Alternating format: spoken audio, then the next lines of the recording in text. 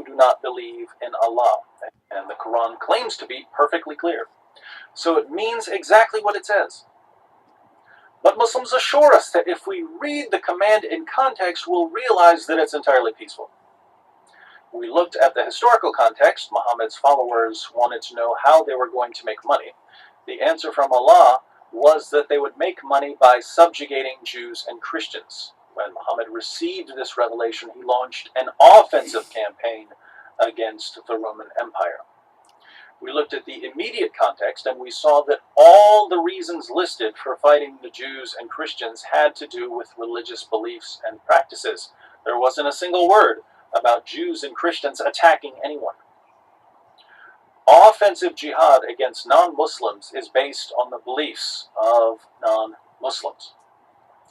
Finally, we examined the extended literary context, and we learned that the violent teachings of Surah 9 abrogate or cancel any earlier revelations that call for some degree of peace and tolerance. Muhammad's final marching orders were to fight and subjugate non-Muslims. So where's the context that supposedly makes this verse peaceful? Doesn't exist. Seems like Muslim apologists have been writing checks the facts can't cash. Reading Surah 929 in context only shows how obviously violent the passage is. Why do Muslims tell us otherwise? Every opportunity to avoid fighting was followed by the Prophet. There is no question. The idea of pluralism, the coexistence of people of a variety of faiths, is actually enshrined in the Quran. Well, there's one more context we haven't considered. The context of the Muslims who are telling us about Islam. Most Muslims in the West believe that Islam is peaceful and tolerant. Why do they believe that? It can't be because of what the Quran teaches. We've seen what the Quran teaches. Muslims in the West believe that Islam is peaceful because the Quran isn't the only influence on these Muslims. Muslims are influenced by all kinds of things, by their families, by their teachers, by their friends, by the music they listen to and the shows they watch, by their genetics. Many Muslims are raised to believe in the same values I believe in.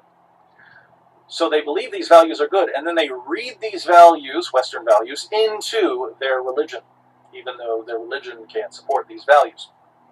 This is why Muslims in the West tend to live far better lives than their religion commands them to live. But what about Muslims who know the truth about Islam? They tell us that Islam is peaceful when they know it isn't. Why?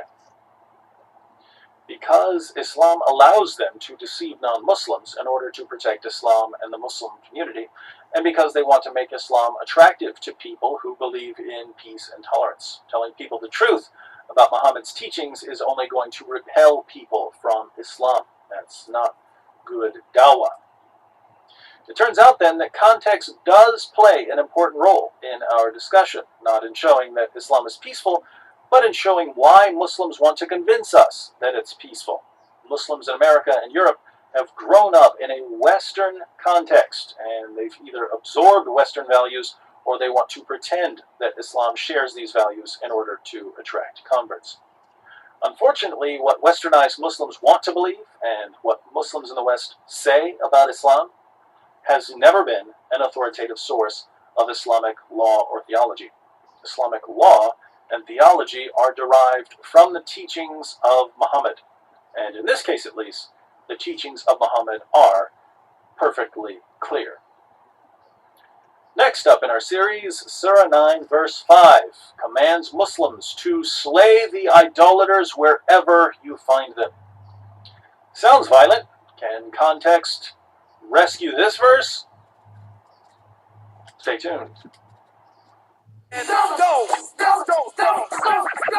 the hype. Don't believe the hype. Don't believe the hype. Don't believe the hype. No!